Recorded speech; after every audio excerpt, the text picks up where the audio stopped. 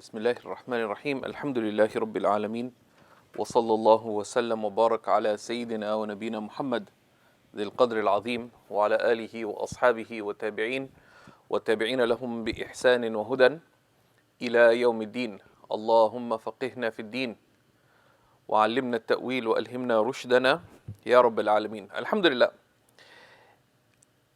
Lesson 4, which we broke down into two parts, covered in a rather summarized fashion the preservation of the Quran and the preservation of the Sunnah of the Prophet sallallahu alaihi wasallam.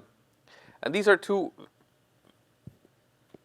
critical topics, and they're increasingly important because of people questioning them. But alhamdulillah, their questioning does only reinforces the preservedness of the Quran. They're saying, well, we found some copies that had a couple of variances in this verse or that verse, whatever, but the very fact that such variances exist, but never were a result of any confusion regarding the central text of the Quran, the text itself of the Quran, it just shows that those were some scribal errors, but scribal errors that were never accepted nor embraced. So, just to recap, what we looked at, the preservation of the Quran, just very briefly, and to give you an opportunity to ask any questions. The central point of method, right, with respect to the preservation of the Quran is to highlight the importance of transmission in general, but of oral transmission, right? And to appreciate the power of oral transmission, particularly when, as in the case of the Quran, there is mass transmission, right? Because the danger of oral transmission is that people forget, right? People forget, and when they transmit, they can often make mistakes. However, the role of the emphasis on the chain of transmission, right, and particularly on ensuring sound, contiguous transmission and emphasizing accuracy in that transmission in general is one of the distinguishing traits of Islamic scholarship. So much so that they said that there's two principles that any claim of knowledge returns to. There are two principles that any claim of knowledge returns to.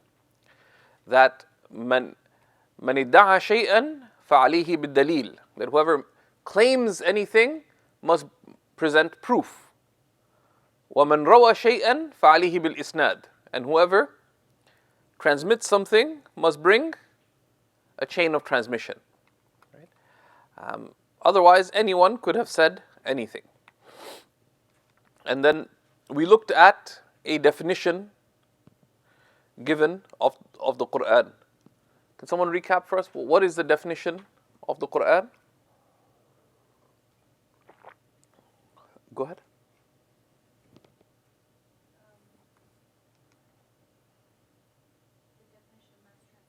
No, of the Quran.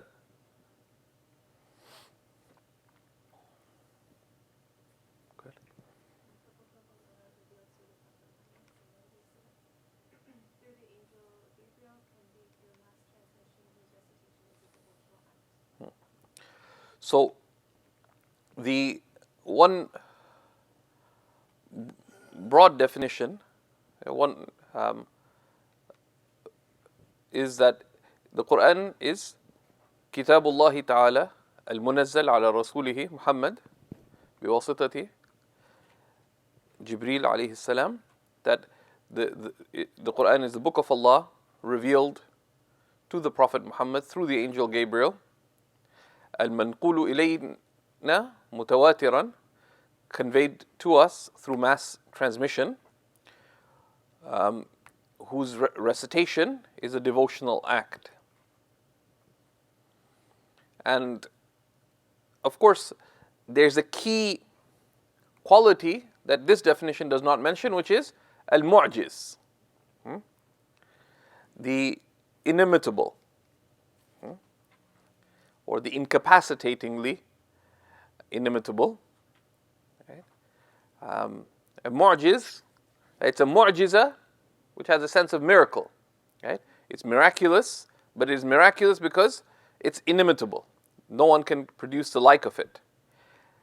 And so it's miraculous, inimitable, and incapacitating. And the three are interrelated. It's a mu'jiza and it's mu'jiz, right?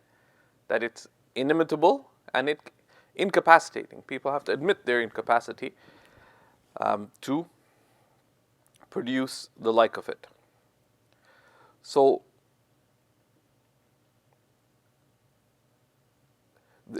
this definition is important always to keep in mind in method as well, because when certain issues arise, for example, right? What is the identity of the believer, right? We believe in Allah and His Messenger. What is the basis of our truth claim, right? It is the Quran, right? It is the Quran. So, in many discussions, for example, this is who we are. Right? We are people of the Quran. We are people of the Sunnah of the Prophet ﷺ. So, someone questions, why is such and such thing happening? Well, it is there in the Quran, and this is why we believe in it. Right? And that is our religion. Right? And that is unchanged, and its guidance is unchanging, right? In its core, right? In the truth that has come with, and in the limits that Allah subhanahu wa ta'ala has prescribed. There's applications that may be subject to considerations of time and context, but this is very important to root any argument with, explicitly or implicitly, right? But to be clear and to be rooted ourselves. The key distinguishing quality, of course, of the Quran as opposed to the Sunnah that we saw last time is the issue of mass transmission. Right? The Quran in its entirety is mass transmitted, right? From the Prophet ﷺ right till our times. Every verse of the Quran, every word of the Quran is mass transmitted. And that's very significant. So that, as Shaykh Kabir, who came last night, he said, even if people gathered all the copies of the Quran and burnt them, it would not be really a problem, because the Quran is preserved in the hearts of the believers. Exactly. It wouldn't be a crisis. We just have to write it out again if needed, right? And the mass transmission, right, of the Quran, that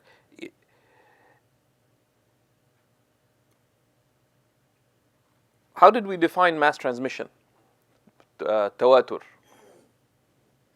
Raise your voice. It is transmitted by people in a way that it would be rationally impossible for them to conspirate for the light. So the mass transmission is for so there's several aspects. It's for a tangible matter to be related by such a large group of individuals, to such a large group of individuals, in each stage of transmission, that it is rationally impossible to conceive of them colluding on lie or error. Right? So mass transmission is, so it's a tangible matter. It's not a matter of judgment, right? That, so you say, for example, if let's say you hear 100 Palestinians say that kunafa nablusiya is the best sweet in the world, and they told their children, and they told the grandchildren, is that tawatur? No. Why? Because the first phenomena wasn't observed by senses. Yeah, it's not observed by senses. It's not a tangible matter. It's not words that were related or an action that's described. It's a judgment. It's an opinion. Right? So that it's conceivable that they could be prejudiced, they could be in error, they could agree on a lie. Right? That's so opinions don't fall under mass transmission. And the concept of tawatur is very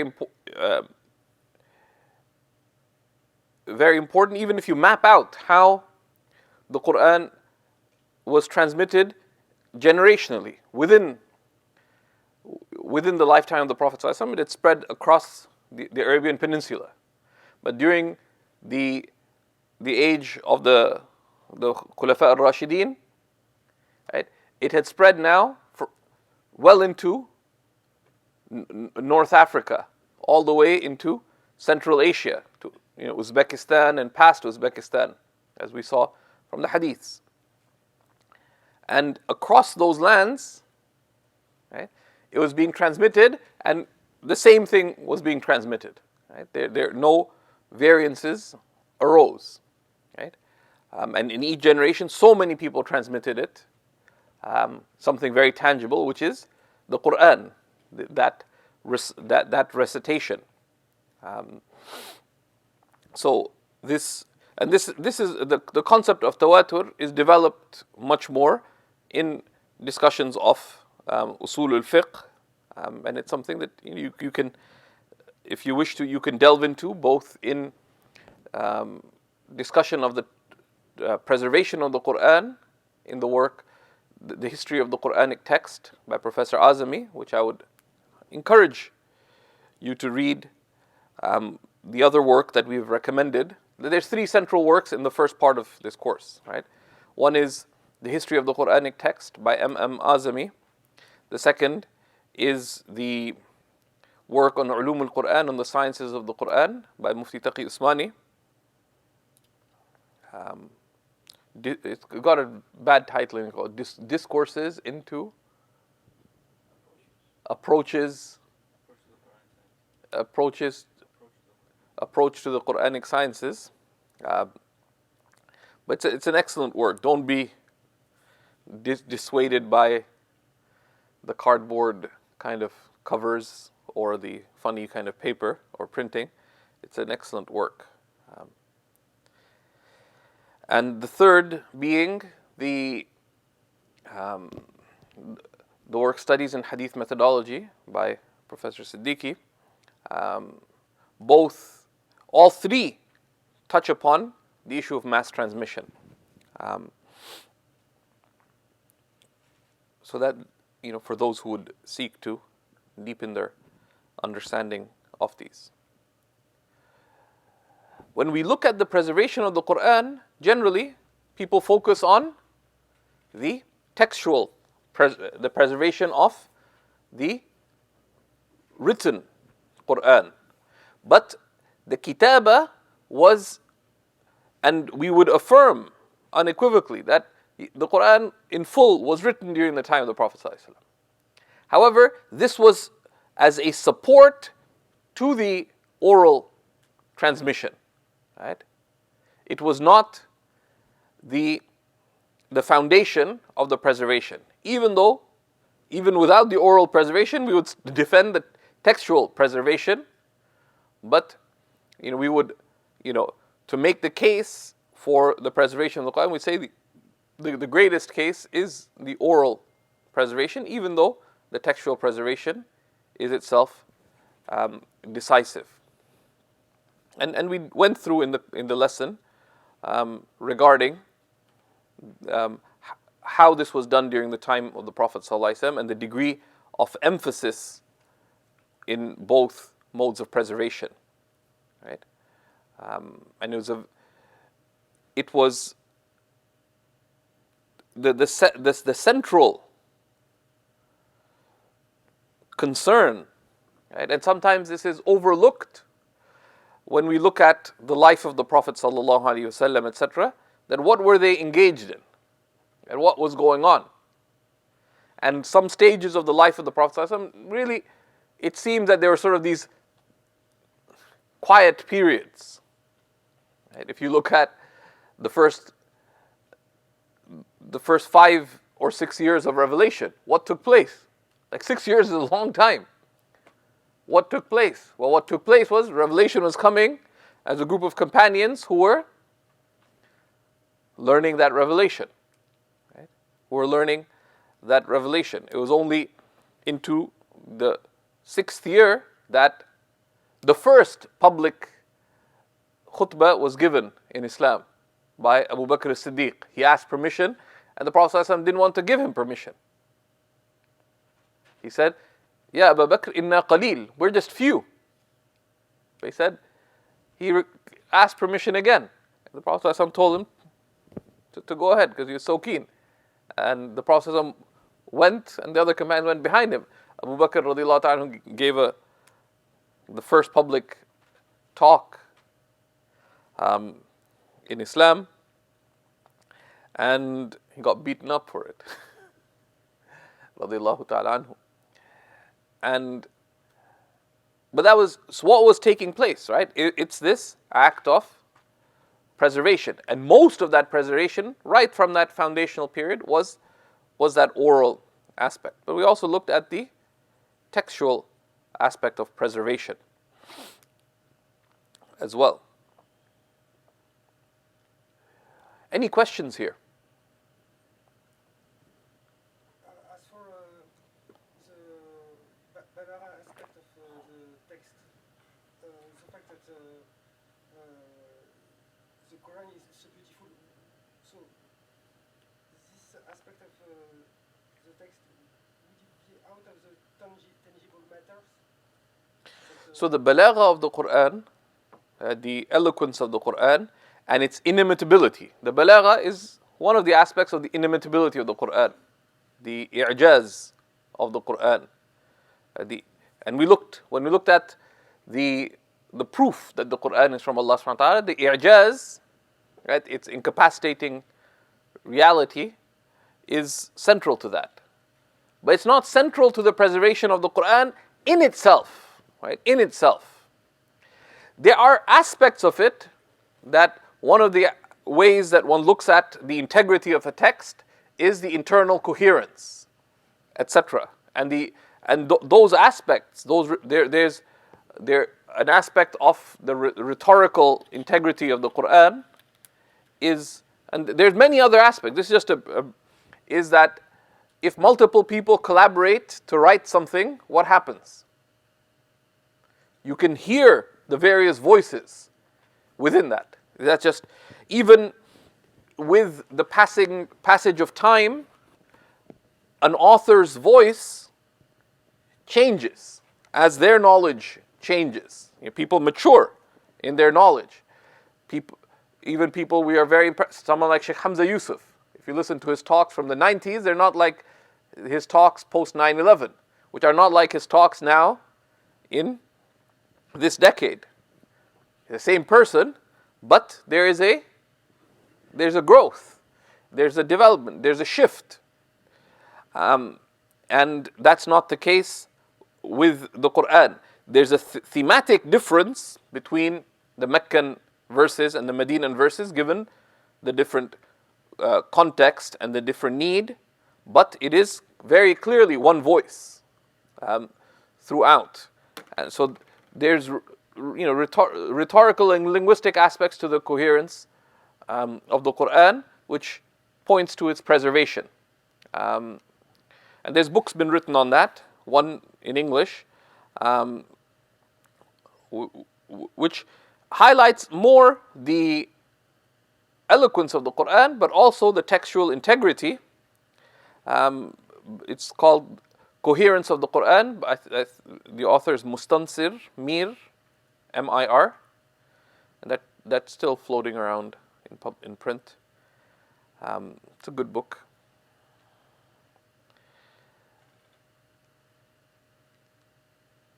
So the eloquence of the Quran relates more to the truth claim, but there's an aspect of that with respect to its preservation. And the two are related because if we affirm that the Quran is inimitable, then no one could have added to it without that being noticeable. Right? So there's a obvious relationship between the 2 points. Any other questions? Go ahead. What's the wisdom in most of the Sunnah not being mass transmitted? Several. Well, we would differ on that, right? In that most of the Sunnah is mass transmitted. Right? In that the main things of the Sunnah, right? The central elements of the Sunnah are clearly mass transmitted. Right? Even things like, let's say, even some derivative rulings, like the virtue of brushing one's teeth. Right? Individual hadiths on it are singular transmissions, but there's the concept of al-tawatur al-ma'nawi. The mutawatir mass transmission is of 2 types. There's al-mutawatir al-lafzi, which is something that is mass transmitted in a specific expression, but also al-mutawatir al-ma'nawi. There's a meaning that is mass transmitted. So for example, the use of the siwak. Is it obligatory to brush your teeth? Kids shouldn't hear this, right? Right? It's not a sin. I mean, maybe a sin. Okay, kids, listen up. It may be bad, be wrong because you didn't listen to your parents or something, but you won't incur a sin for not brushing your teeth. Right? You may annoy your spouse too. There's many other detriments, but it won't. You won't be punished in hell for brushing your teeth. However, the meaning of brushing one's teeth is mass transmitted. Mutawatir ma'nan. Likewise, pretty much anything, any major sunnah that you can conceive of, honoring your guest, honoring your neighbor, like the core teachings of the sunnah are mass transmitted in the core. Right? There's no fundamental principle of the sunnah that is transmitted through a singular hadith.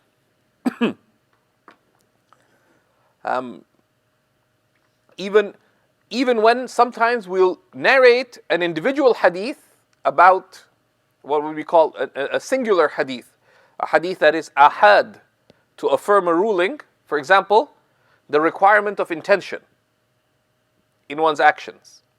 What's the most famous hadith with respect to intentions? Kind of obvious question. إِنَّمَا الْأَعْمَالُ بِالنِّيَّاتِ. Right? That's not a mass transmitted hadith. Very interestingly, it's related just by Sayyidina Umar ibn Khattab. And there's some wisdoms why it's only narrated by him, because he narrated it, and so many people heard it from him. Khalas, it's that like I don't need to relate it because it's kind of known by everybody. So there's some wisdoms why certain hadiths only a singular transmission, but it's still a singular. It's rigorously authentic. It's in Bukhari and Muslim everywhere, but it's only narrated by in the specific wording by Sayyidina Umar. But the meaning of the requirement of intention is, it's clearly established in the Quran. وَمَا أُمِرُوا إِلَّا لِيَعْبُدُوا اللَّهَ مُخْلِصِينَ لَهُ الدِّينَ.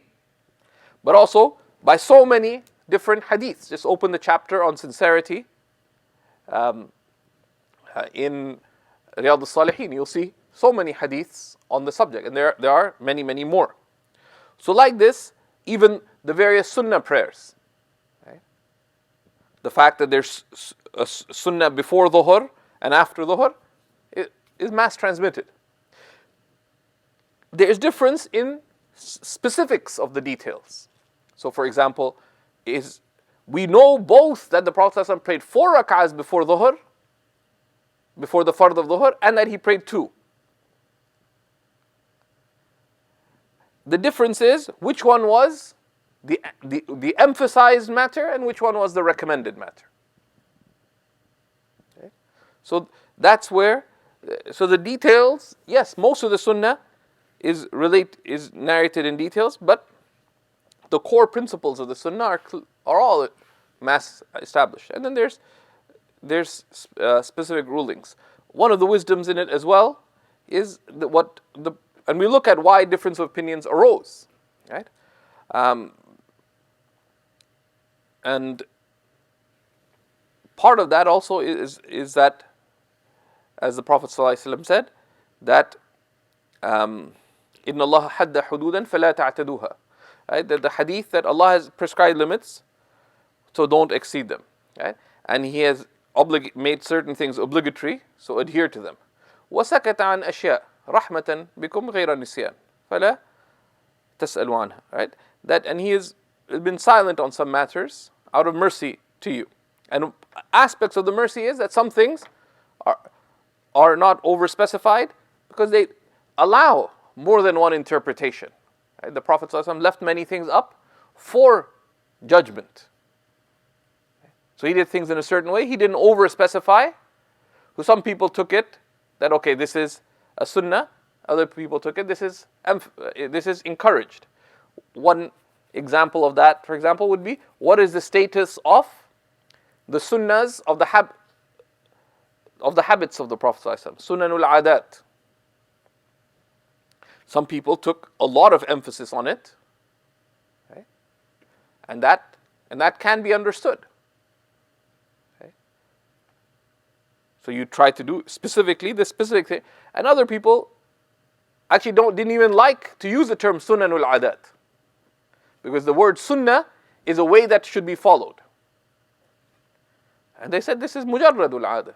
This is a mere habit. And that is an interpretive possibility as well. Okay? So those who wish to do so, the pathway is clear. And those who don't, the pathway is clear as long as you stick to the things that are الثوابت القطعية, the things that are clearly established and clearly decisive.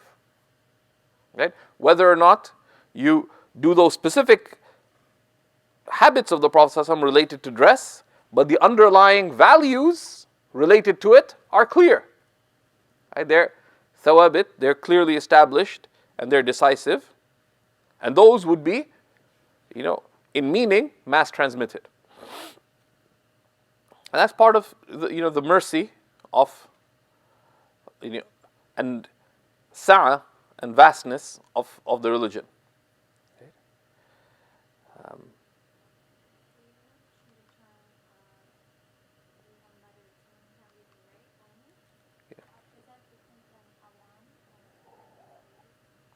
It's totally different. Right? Awam is with ayn. Right? No. Ummi, al-ummi man la yaqra wa la yaktub. The ummi is the unlettered person, the one who does not read or write. Right? Awam is for am, which is the common person. And it's two different things. It's actually written different. Ummi is with a hamza maftuha. It's like It also has the sense of pristine. Right? Pristine, untouched. Right?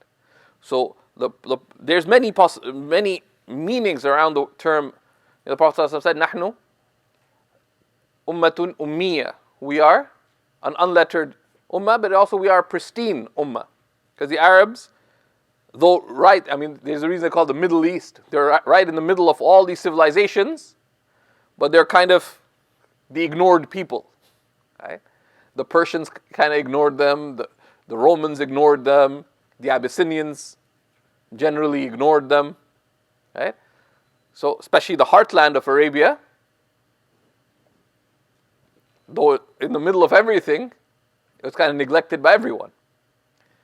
So there's amazingly little external influence on that civilization, right? Which is, so there's this innocence, this untouchedness to it, as detailed seeras, when they look at the state of the world before the coming of the Prophet ﷺ, mention. So the Ummi has that aspect as well. And similarly, the Prophet ﷺ, he was. Any other questions? Go ahead. These days we hear a lot about the miracle of the Quran, and I hear this from a few scholars is as a way to measure also the preservation of the Quran, especially from Dr. Shabir Ali. And my question is, what do you think of the numerical pattern in the Quran, if it's right or true, first, and secondly, can we use it in these days of skepticism to bring it as a tool to say, okay, the Quran was preserved, because if we change any of these letters or words or pattern, then the whole system will collapse. I mean, any claim. So, what about the issue of the discussion of the various sort of the aspects of the miraculous nature of the Quran? So, in our times, one is the numerical marvel of the Quran. One needs to be careful about these kinds of things because any claim needs to be tested, right? And so there's a group that came up, took the term, it was the 19, right? Because in the Quran, alayha tis'ata ashar, right? Now that in the Quran has a particular usage, right? Where it comes, it has nothing to do. Allah subhanahu wa ta'ala as a proof, right? No claim is made that tis'ata ashar is special, and that 19 is special. It just mentioned there. But that's like saying, if Shakespeare mentioned a tree, then you say, okay, all of Shakespeare's writings can be understood as being a tree. And there's a central theme, which is the trunk, and you make up this whole argument. But Shakespeare didn't say that all my writings are like a tree. He just mentioned the word tree, and anyone would mention the possibility of a playwright and poet using the word tree, right? But now to build a theory around Shakespeare's writing based on one word that he used is a bit strange, right? So the numeric claim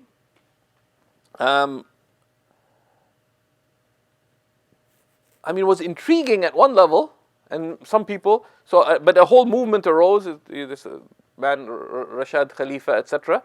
And however, it does not work entirely. So it caused Rashad Khalifa to deny some verses of the Quran because it didn't fit his theory. Now the problem is, who said your theory was correct to begin with? Okay? Because if I say something and you come up with a theory on what I said, but I never claimed that that's what I'm saying. Right? Like they say, al-haq alayk. Like the argument is against you. That does your claim fit what I'm saying?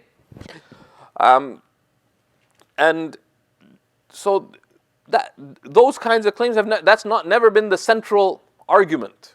Right? The central argument. You see, many of these claims are made by people like Rashad Khalifa and some others who don't really have a training in in knowledge of the Quran itself and the language of the Quran and what the tools required to understand the Quran on its terms.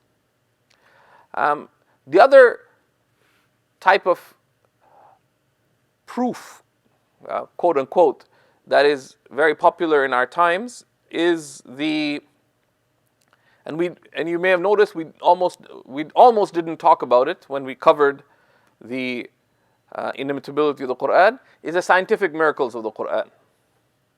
This is very popular. But this comes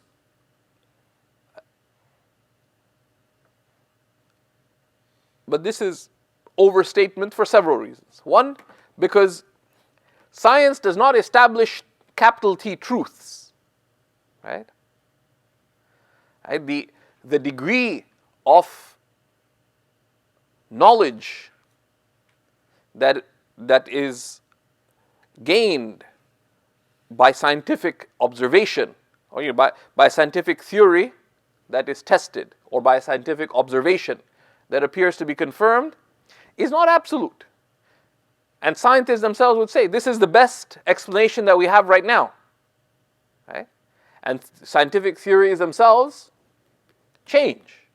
Right? Because you have one theory of how something works. Even so many of Newton's theories, they're good enough, but they're superseded by another theory. Right? And it's not that it wasn't true, right? But it's an attempt to describe a reality based on observation, right? Right? There's a hypothesis, it's tested, it appears to work, so you say this is our understanding. But it's not an absolute. Not an absolute unchanging truth. No honest scientist would say that the Big Bang is an absolute truth. This is the best explanation that we have right now, right?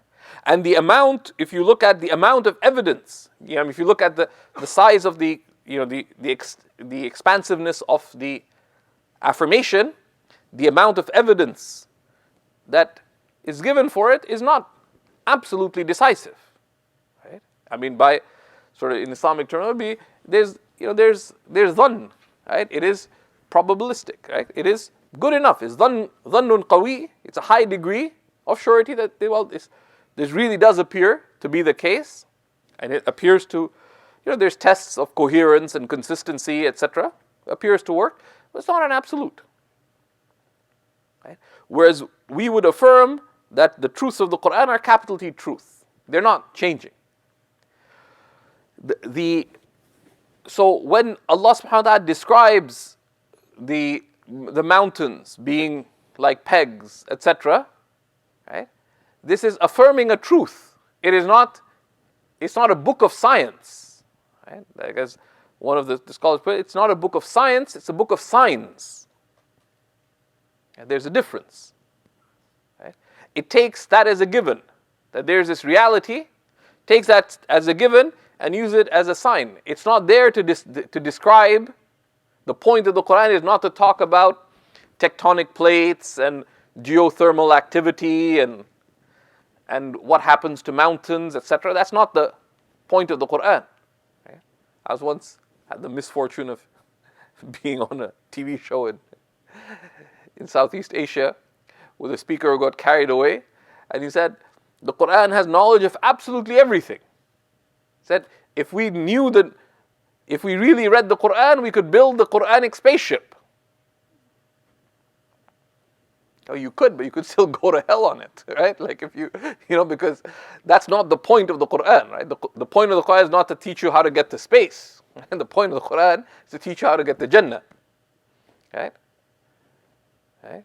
And if you look at the evidence of history, like in history, Muslims were very accomplished in the various sciences, etc. But they did not, natural phenomenon. We're encouraged to observe. The Quran encourages us to observe, to measure, etc.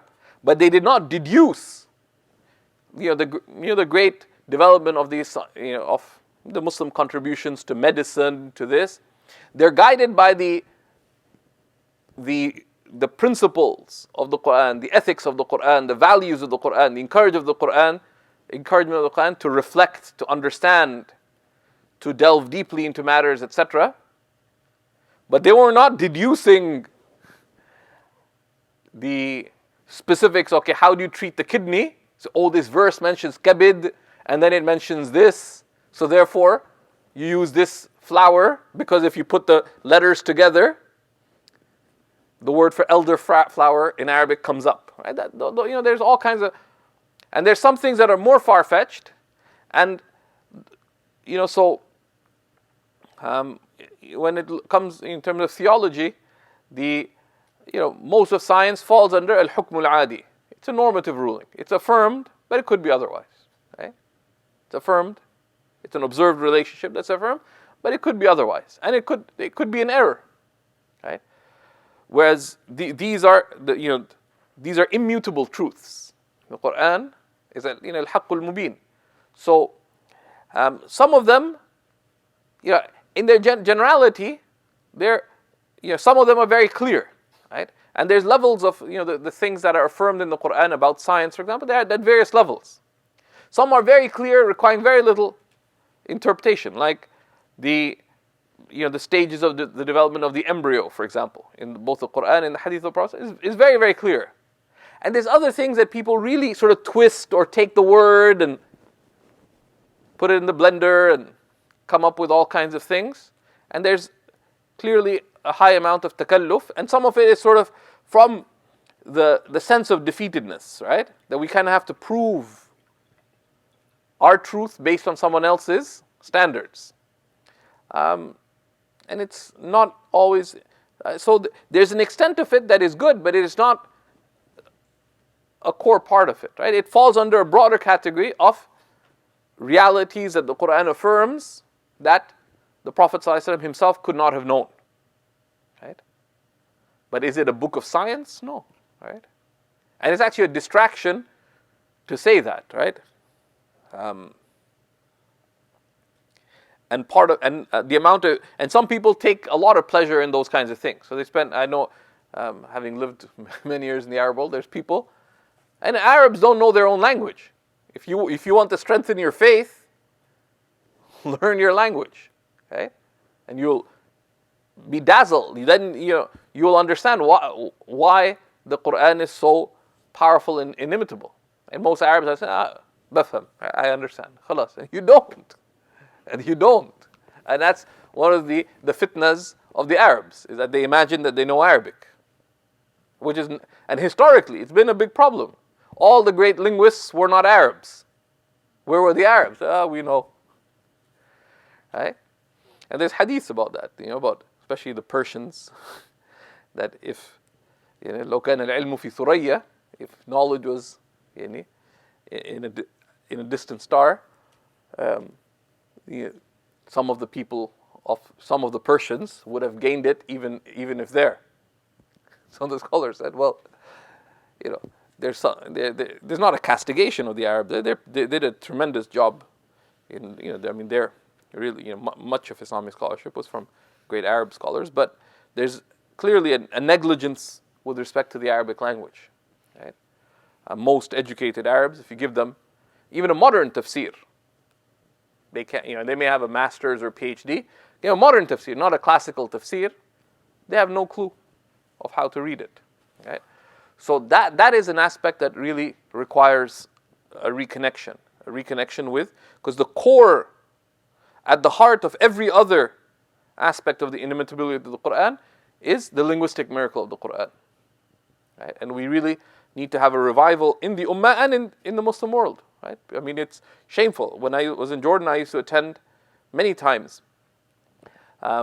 defenses of PhD dissertations, particularly in Islamic law, but in other subjects too, usually because there'd be senior scholars who'd show up to defend it, and also because for the comic value, because the state of education in the Arab world is sometimes comical. The people at PhD level making huge grammatical errors, like writing completely ungrammatically in their own language. Right? And some parts of the Muslim world, it's worse. Right? Some places, because of the strength of Arab nationalism, Syria, Iraq, they took this very part of their national pride.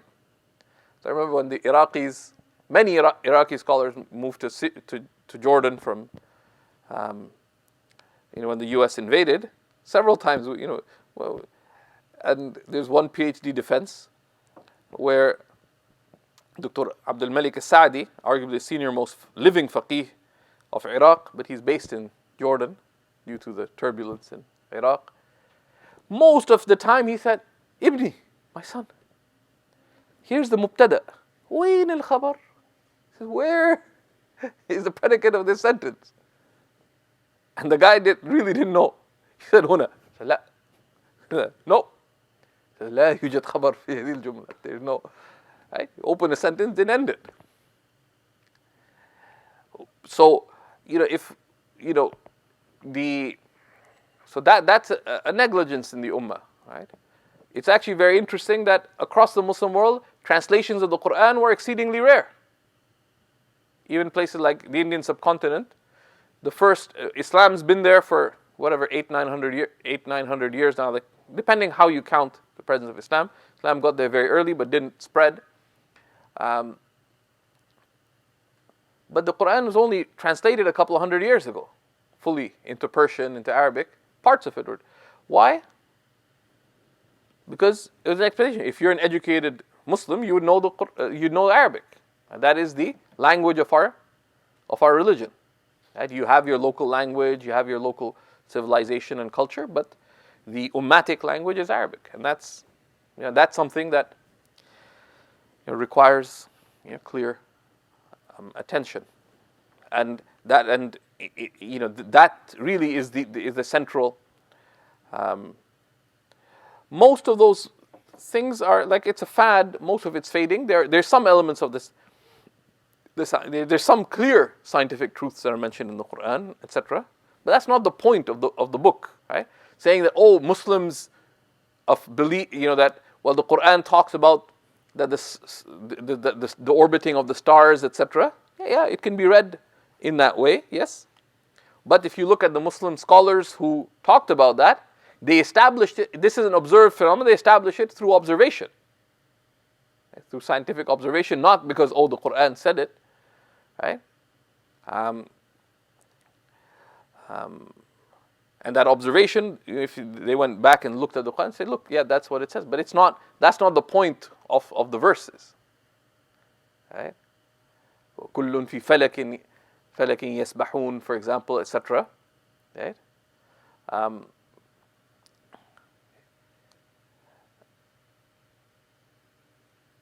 Any other questions?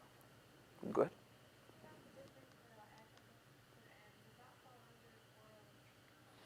Yeah, so the different qira'at, this is discussed this is often totally butchered, right? This is often totally butchered. And there are two separate issues. We won't go into it in too much detail. There's the issue of al-ahruf al-sab'a, and then the issue of al-qira'at, right? The ahruf al-sab'a, and this was affirmed by the Prophet ﷺ, that the Quran was revealed in 7 wordings, right? And these were there was a lot more linguistic variety amongst the Arab tribes before Islam than after Islam. And so there's certain expressions that some of the tribes found very difficult to affirm. The Prophet ﷺ, in his lifetime, gave permission for certain things to be recited differently by some of the tribes, right? And the Sab'at al-Ahruf, but that was rescinded in the lifetime of the Prophet ﷺ, right? As people became familiar, etc. And that is completely distinct from the qira'at, the variant readings of the Quran, because the qira'at, the variant readings, all of them return to the what is called the Mus'haf al-Uthmani. They all come back to the same singular text of the Quran. And what the qira'at do, and they're all mass transmitted from the Prophet ﷺ himself. Every single one of the major 7 qira'at and the 3 additional qira'at that make the 10 mutawatir qira'at. The variants in them highlight shades of meaning, and that's it. Maliki Yawmiddin or Maliki Yawmiddin. Right? Malik, the king of the Day of Judgment, and Maliki Yawmiddin, the master of the Day of Judgment. Yeah? Um, the with respect to, for example, women's purity, the narration on tahara has come with a shadda and without a shadda. Right? One has to do with if they become pure, and the second is once they purify themselves. And it highlights shades of rulings, but the word is the same, and the meaning is broadly the same, but it just highlights shades of meaning in the verse. And both meanings are revelation. Right? Both primary meanings are revelation. And really the qira'at are from the marvel of the Quran. From the marvel of the Quran. They do not pose any inconsistency or question mark. Any other questions? So we can just close off the recap of this section. Go ahead. So in the definition of the Quran, when it's mentioned that it's inconceivable that, in the definition of mass transmission, when it's mentioned that it's inconceivable. Yeah. So what? I mean, it's impossible. Like it is yastahil. Right? It is rationally absurd, right? Rationally impossible for them to have colluded on error. Right? I mean, a simple example is: have you been to Beijing? Could you possibly accept the fact that Beijing does not exist? No, because I'm not. That's tawatur, right? It's mass transmitted, right? It's not a matter of judgment, right? Whereas saying that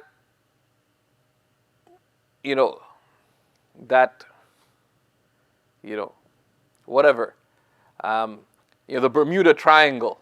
Right? Well, so many books were written about the Bermuda Triangle. That's a claim.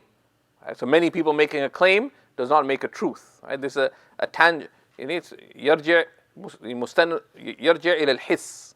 Right? It's a statement. It's a fact. It's seen, observed. Right? So many things. So that's what we're. It's like saying two things can't exist in two places at the same time. It's like purely irrational that it's inconceivable that so many people would gather on Yeah. So and they made rigorous conditions for tawatur, right? Yeah, my question is about the analogy that you're using for Beijing. Still, from my point of view, it's not valid because to me, I can go and test Beijing, but for the revelation, I cannot test it. Well, yes, you can in that, because that's when we covered it when we looked at the interior of the Quran. The truth claim there is I'm not questioning the Quran. So I was just talking about tawatur as a concept, right? This is tawatur. Now, something from the past, right? From the past, like I can't go and relive the Second World War, right? But the fact that in 1939, the Second World War took place, I wasn't there, right? But it's mass transmitted. Now, how did Hitler die? That's a matter of judgment. If all the historians come up with, it's actually not decisively known how did Hitler die, right? And many books have been written on that. It's kind of, right? That's a matter of judgment, because not mustanadul his. No one saw it, right? Right? You piece together, you come up with a judgment, and many people come up with the same judgment. That they could collude on error, right? But if,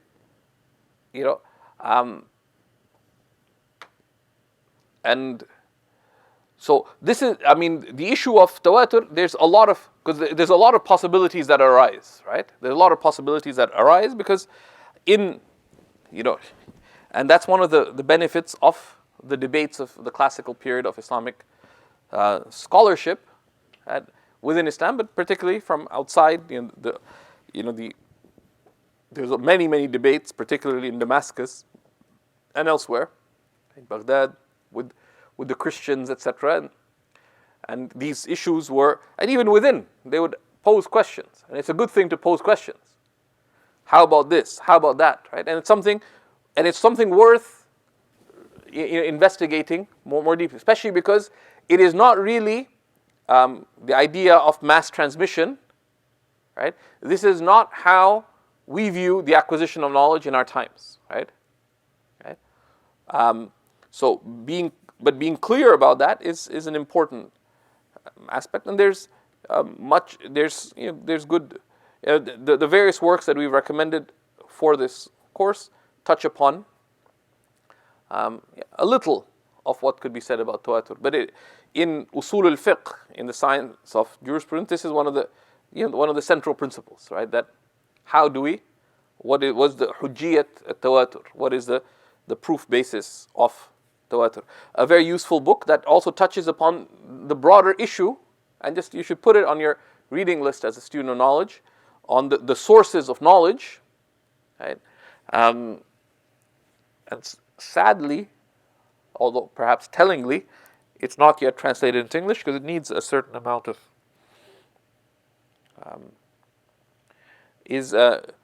Shaykh al-Buti's work, Kubra al-Yaqiniyat al-Kawniyya. The first, the introductory, it begins with introductory investigations on masadirul ilm, on the sources of knowledge, and that's a good broad introduction. A little more detailed, there's a useful work by Shaykh Abdul Rahman Habannaka. It's called Al-Aqidatul Islamiyya, but the first part also looks at this issue of what are the sources of knowledge, right? And breaking down, and it touches upon the issue of what is transmission as a source, but not looking at the details of transmission, but as a source of knowledge, and what it conveys of, the level of knowledge that it conveys. Any other questions? Go ahead.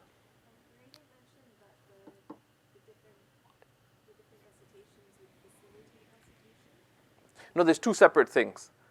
There's the issue of al-ahruf al-sab'a, the 7 letters in which the Quran was revealed, which were some were, because some of the Arab tribes actually their pronunciation was completely different, and we know from a number of hadiths there's more than one incident where an Arab tribe from the Arabian Peninsula came to the Prophet ﷺ and they were speaking, and the Prophet ﷺ was responding to them, and Abu Bakr as-Siddiq radiallahu ta'ala anhu was looking and he said, ماذا قال هذا الرجل يا رسول? What did this man say, O Messenger of Allah? Okay? And there's many examples. One famous example a man came and said, هل من صيام what's it? هل من بر صيام في سفر? Do you understand what that's said? هل من بر صيام في سفر? Okay? So yeah, so one of the tribes used to make ibdal of the lam to the mim. So هل من البر أم صيام في سفر؟ هل من البر الصيام في السفر? And the Prophet ﷺ responded in the same way.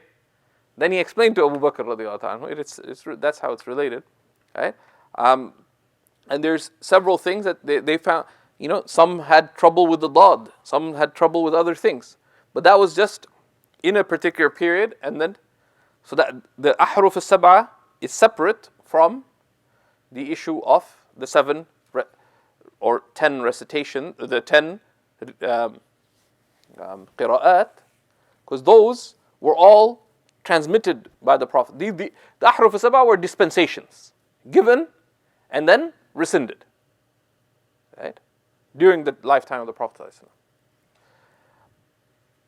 While the qira'at were all mass transmitted, and which is why often there's inevitable overlap. The great qurra of the Quran of the Sahaba recited in more than one recitation, right?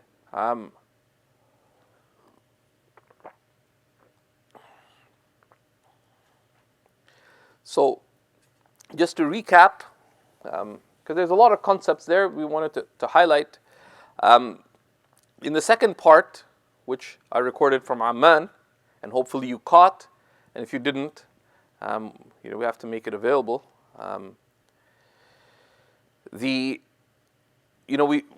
building on this, on the concept of the importance and role of transmission, right? We looked at the transmission of the Sunnah, right? And at the heart of the transmission of the Sunnah is the sound hadith, right? Is the sound hadith. And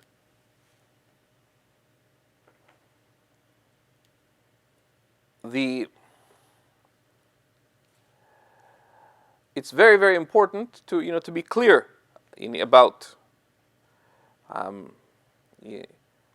what on what basis do we accept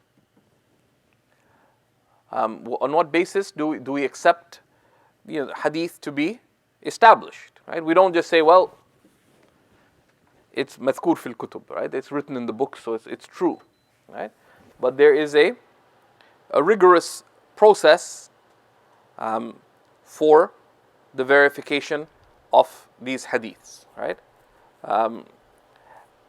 At the heart of it, so let's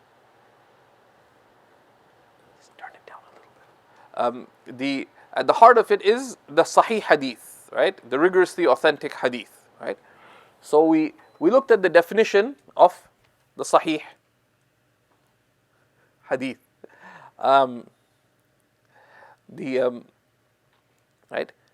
That there's 5 criteria, right? 3 key criteria and 2 supporting criteria for the rigorously authentic hadith. Right? And one of the things, inshallah, that in the new year we'll be looking at is ilm al-hadith, the science of hadith, in some of its detail. But what is the rigorously authentic hadith, right? There are these criteria. Central to the acceptance of a hadith is to look at who is transmitting it. Okay? So the hadith has 2 components. It has the chain of transmission, and then what is transmitted, the sanad and the matan. So even before looking at what was transmitted, because it's like a delivery, right? First you have to look at, was there actually sound delivery? And then what was delivered is then considered as a secondary consideration, right? But that is considered too. The general assumption would be, if we are sufficiently careful about the chain of transmission, then what is transmitted is more than likely to be sound, right? Given the rigorousness of the first 3 criteria. So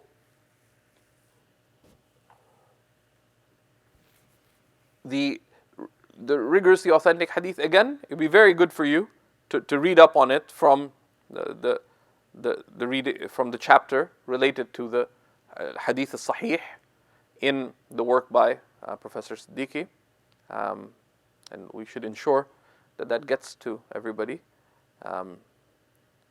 Bismillah ta'ala. Shaykh, what's his full name? It's called,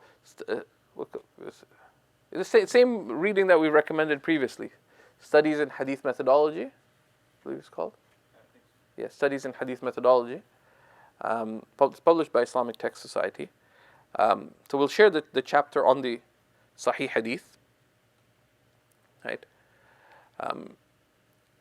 And at the heart of this, right, we mentioned is this Quranic call, right, directly in Surah Al-Hujurat, but it's understood from many, many other verses as well, right? To be, to ensure, that we are clear on what is being related, right? يا أيها الذين آمنوا إن جاءكم فاسق بنبأ فتبينوا. believers, if a corrupt person comes to you with a report, then confirm. Right? And it continues, and tusibu qawman bi jahalatin, right? Lest you falsely accuse some people out of ignorance. فَتُصْبِحُوا عَلَى مَا فَعَلْتُمْ نَادِمِينَ. And then you become remorseful regarding what you did. So here the key thing is that if someone comes to you with a report, first you have to verify who is telling you this. Right? Who is telling you this? Right? Because unless you confirm, are they corrupt or not corrupt? Are they reliable or not reliable? How would you know? Right? فَتَبَيَّنُوا. Make sure you confirm regarding who they are, how they're narrating, and what they're narrating. Right? Who, how, and what.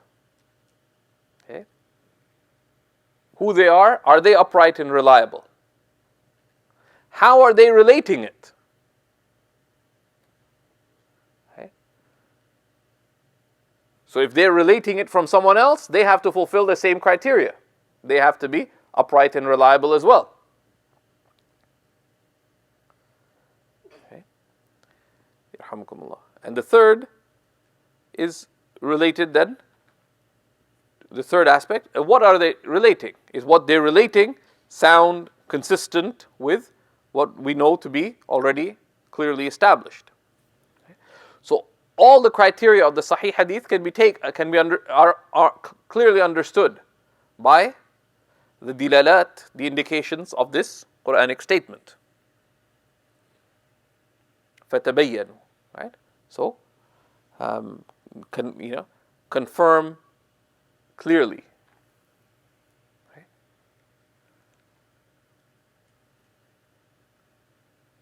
And this is also, there's numerous hadiths of the Prophet ﷺ we mention.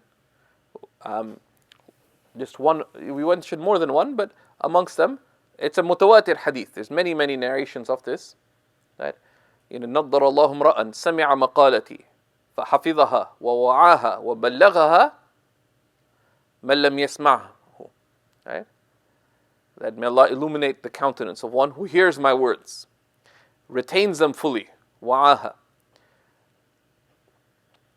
encompasses them in understanding, and حَفِظَهَا, retains them fully, وَعَاهَا, encompasses them in understanding, and then conveys them, and in some narration, كَمَا سَمِعَ, right?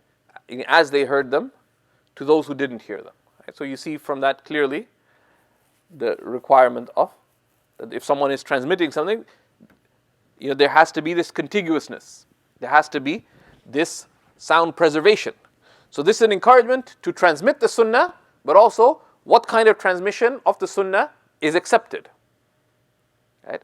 So the dilala of the indication of this is the requirement of reliable, accurate, careful transmission of the sunnah is what is called for.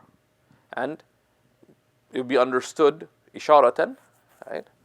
The isharat nas, by the allusion of the text, the duty to be careful in verifying what is transmitted to you and in verifying what you transmit to others, right?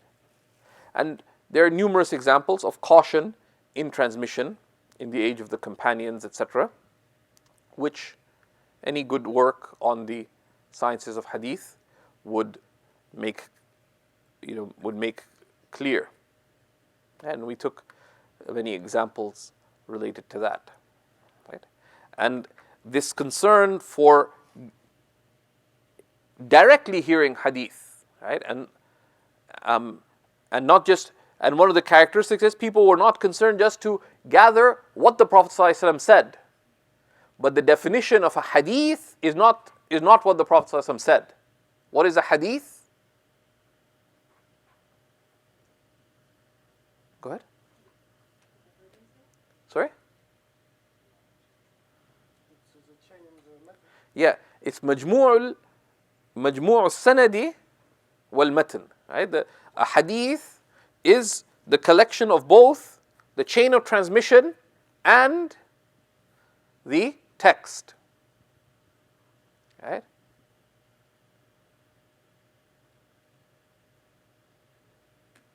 Right? They said the example of one who seeks hadith without chain of transmission is like someone who seeks to climb the wall without a ladder.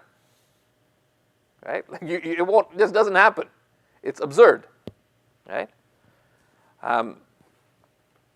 And so this aspect, is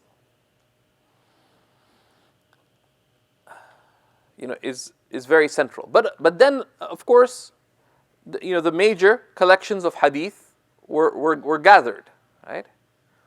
And there, and when the major works of hadith, which in the science of hadith is covered, like the Muwatta of Imam Malik, then Sahih of Imam al-Bukhari and Muslim, and the works of Sunan, etc. They're gathered, and there's many secondary works of less significance, but these major works were gathered. Then people would would authenticate their copies of those texts, right, and ensure that they had reliable copies of those established texts, and then the isnad became a secondary support, right, for hadith. Like no one, it's more now. There are still people who can transmit to you, the hadiths, and they know their chains, but those chains are referential in that they go back to Bukhari, to Muslim, to these known, right? Because the authenticity of those works is established. Their preservation is clearly established. Even with Bukhari, with Sahih al-Bukhari, we have clear versions where even in a book that is several volumes, the variants, right? They keep track of the variants, right? That here it's yuhfaz or tuhfaz, and they kept track of the variants in the transmission, right? Which is significant. So this was meant to be just a conceptual overview of the transmission of hadith. If you missed the lesson, inshallah, because Sidi Amr has it, we'll share the link to it just to make sure everyone gets an opportunity to listen to it. It's rather condensed.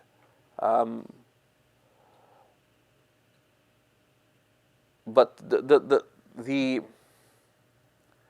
and of course we touched a little upon the science of verification of hadith, right? Which some I call naqdul hadith, right? The verification of hadith, which is why one of the distinguished books written in the 20th century on the science of hadith called Manhajul Naqd, the methodology of critique in the muhaddithin, right? The methodology of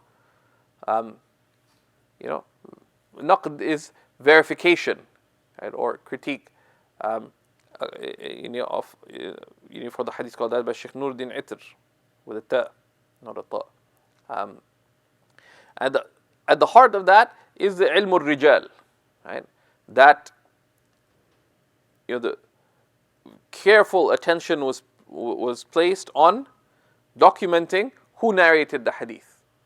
Right? So even now, you sit with a hadith scholar and a hadith chain is read and say, but so and so is mentioned in it, right?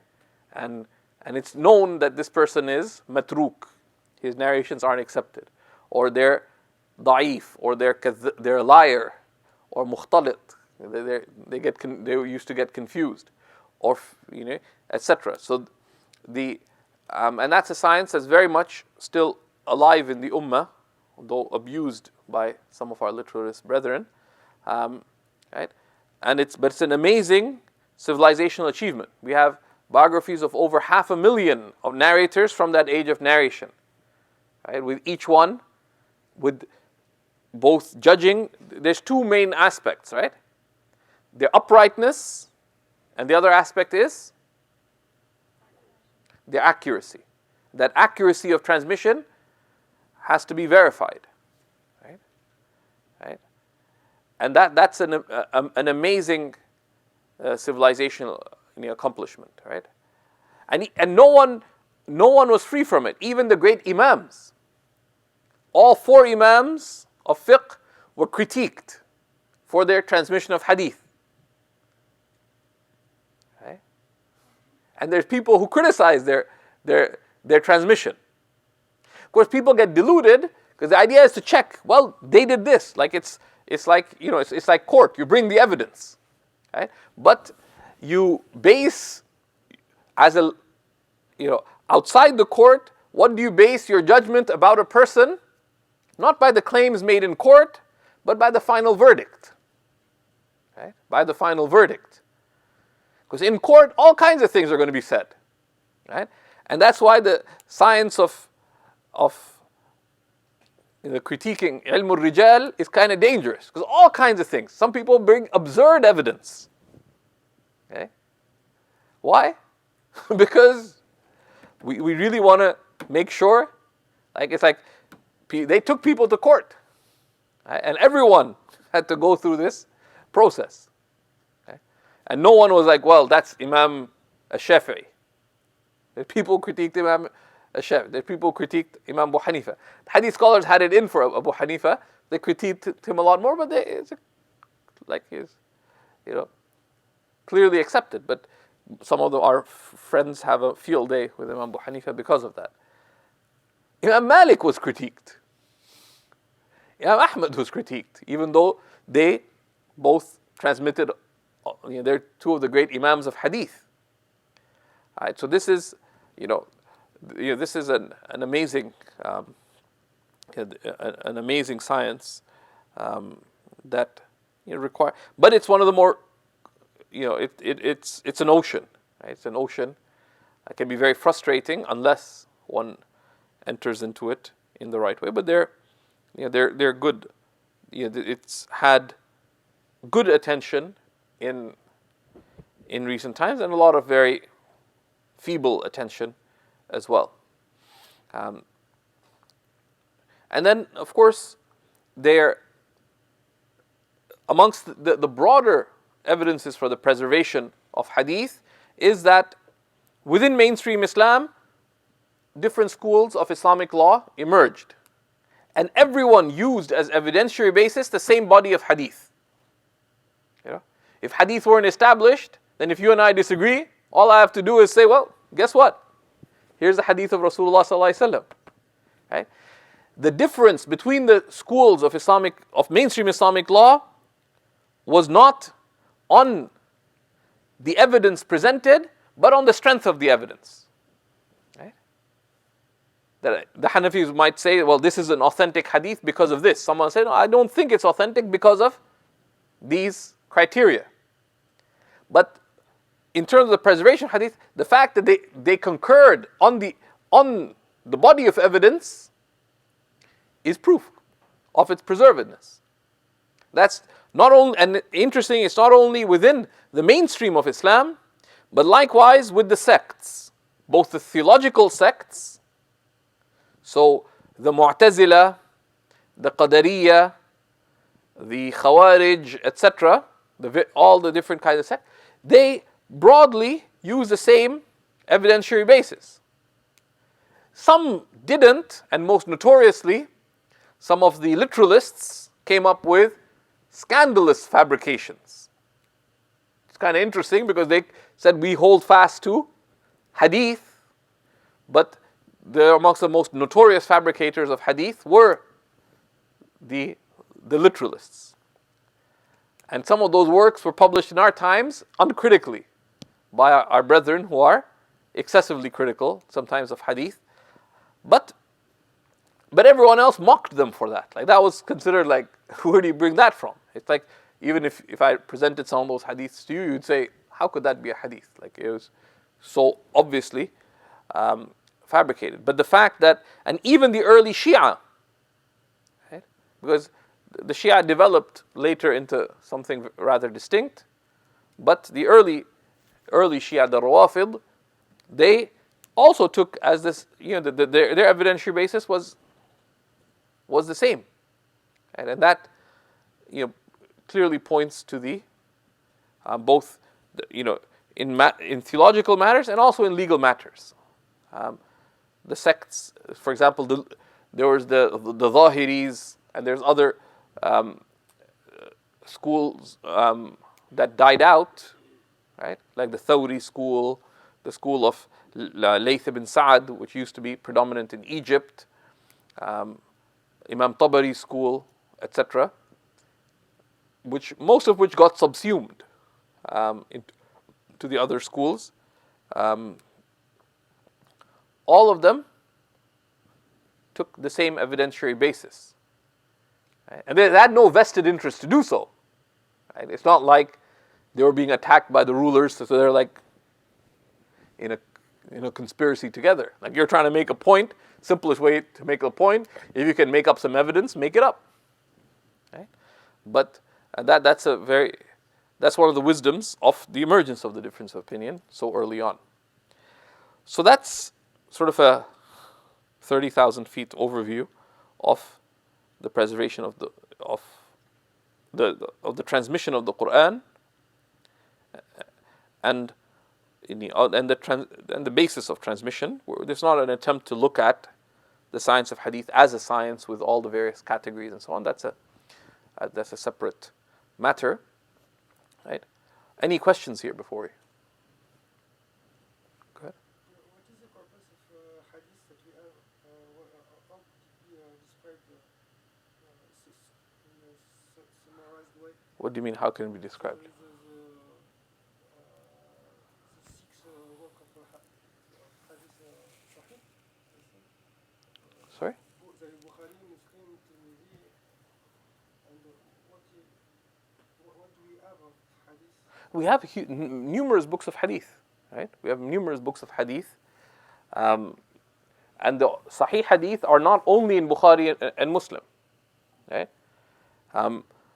There's a large portion of the hadiths in the works of Sunan that reach the level of Sahih, though the predominant quality of them is that they're Hasan, and there's some Da'if hadith there, particularly of the 6 in Ibn Majah, right? But beyond those 6 books, we also have the Muwatta of Imam Malik, which is overwhelmingly Sahih.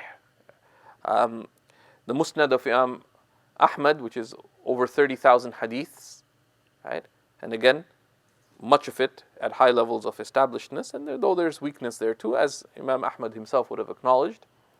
And there's many other significant works beyond that, right?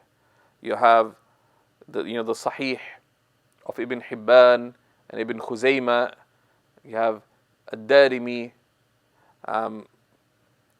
You have the works of At-Tabarani. You have the works of At-Tahawi. Right? There's many, other important works, and then there's many smaller collections in which you'll find sound and authentic hadiths as well, right? So it's a large corpus, and there's works that sought to gather the main hadiths of Islam as well. Go ahead.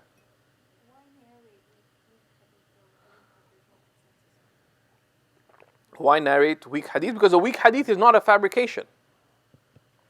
A weak hadith is not a fabrication. Why narrate fabricated hadith? So it's known that it's fabricated.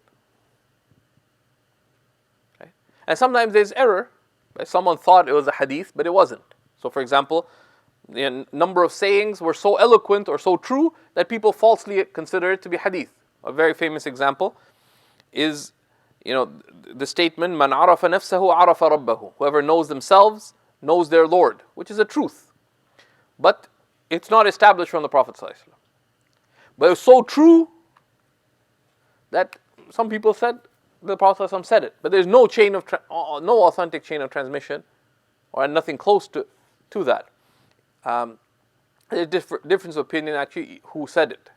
It became famous that Yahya bin Mu'adh al-Razi said it, but al-Ghumari in his critique of the hadiths of Qut al-Qulub argued to the contrary, that someone else said it. Or for example, Imam al-Shafi'i said that is an amazing statement that إنما نحكم بالظاهر والله يتولى السرائر, that we only judge by the outward and Allah takes care of the inward. And that's an amazing principle. Some people wrongly thought that it's a hadith of the Prophet. It's not. It's from the words of Imam al-Shafi'i radiallahu ta'ala anhu. Right? So just because it's fabricated does not mean it's untrue. It just means it's untrue in its being ascribed to the Messenger sallallahu alaihi wasallam. So they gathered works of hadith and some hadiths are clearly fabricated. There's others where there's difference about. Is it weak or is it fabricated? Right? And there's difference regarding the degree of strength of the hadith. It looks like that there is a ranking when it comes to the hadith, and of course it's strong and weak. But of course, correct me if I'm wrong, Sheikh. We know that the Quran supersedes, of course, all the hadiths. Like if something contradicts the Quran, then of course we take the Quran as a reference. Of course. Right? So correct me if I'm wrong. My understanding, and I've heard it from also some scholars, that the Quran says that if you are Muslim, that you submit to one God. But versus a lot of hadith where it says this is not enough, like you have to go and adopt the Islam as a methodology, which is like you have to agree that Muhammad's the Prophet, and of course go through the other thing that makes you a Muslim. So now in this case, which one I can adopt? Is it the word of God that says that when you submit just for one God you're Muslim, or a lot of hadiths that says no, you have to go and do the other stuff? So I mean, how do you? That's actually the subject of our next lesson, which is how do you bring how are the Quran and Sunnah understood together? And that's why you need a method, right? You need a method. The Quran lays out some broad principles. The Quran makes it clear that actually makes a condition for guidance following the Prophet ﷺ, right? In tuti'uhu tahtadu, right? And in many ways, one of the aspects of of the preservation of the Sunnah would be the preservation. If we affirm the preservation of the Quran, then it would require the preservation of the Sunnah, right? In that, how else can you follow him? And it's a condition. In tuti'uhu tahtadu. And the Quran says it is huda lil muttaqin, right? So the Quran says it is preserved, and the very essence of the Quran is that it's huda. And some actually bring the aspect of it being huda, guidance, as part of the definition of the Quran, as revealed, etc. What's the purpose of revelation? Huda, right? And we looked previously at the definition. What is deen? Right? It's guidance. So the Quran affirms that it is preserved. Like this makes a truth claim of preservation. It affirms that it is guidance, but it makes guidance conditional upon following the Prophet ﷺ. Right? So that would require that there be a means to follow the Prophet ﷺ, right? It's a very clear, logical argument. You could map it out, right? So clear. And we gave this reading on the authority of the Sunnah, which is useful. There are some aspects to the discussion that there are, in some ways, are more rigorous works on the issue. Some of which are translated into English as well. The work by Abdul Ghani Abdul Khaliq, which is what's it called? It's translated into English. It's in Arabic called Hujjiyat Sunnah. it's a very robust work. It's a large work, but it's one of those works worth going through. Hujjiyat al-Sunnah by the distinguished Azhari scholar from earlier in the before the mid 20th century. And it's translated into English as I think Shaykh Jibril Haddad translated it, or translated a summary of it. It's called the probity or the probativeness of the Sunnah. And that's a useful work. And also Dr. Mustafa Sibai's work on the Sunnah. Sibai. His work on the Sunnah, which is a very distinguished present, and that's actually also translated into English. These are so how do you piece the two together? And one, you need a consistent that characteristic of any sound thinking is consistency and coherence, right? And we say there is no contradiction there in that, yes, the Quran makes clear that to believe is sufficient. But they said yes. That's why, looking at the body of evidence, the scholar said, وَفُسِّرَ الْإِيمَانُ بِالتَّصْدِيقِ. Faith itself is confirming as true, is a confirmation and acceptance of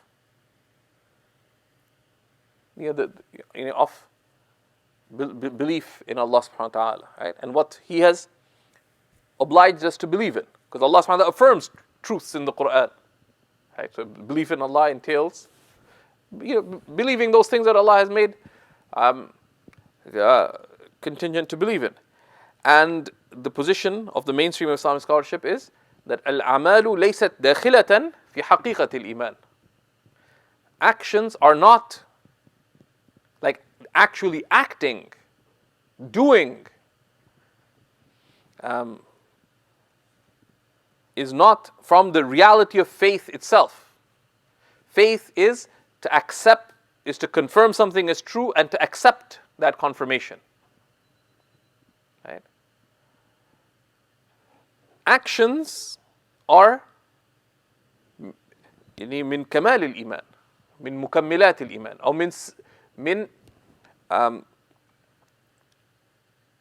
من تحسين الإيمان, but they're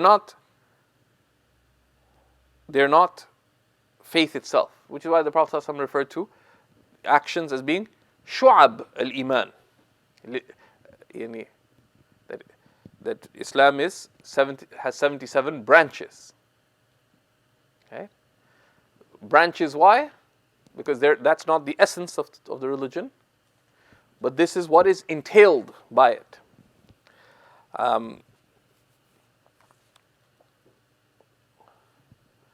Also, Sheikh Musa Ferber has, and his website is called Islamicate, I believe, and he has a number of translations of classical works, is classical texts of hadith, like the Nukhba of Ibn Hajar and others. Those are useful. So we'll stop there. We'll take a 2-minute break, and then we'll come back for the class, the review class on the Kharida of Imam al-Dardir. A little unrelated question. Mashallah, you recommend so many books. Is there a project in progress that all of your recommended books are in place, or It's a stalled project. I can continue on if it's partially started. Talk to the guy. Yeah, let's do that. 7 books today, plus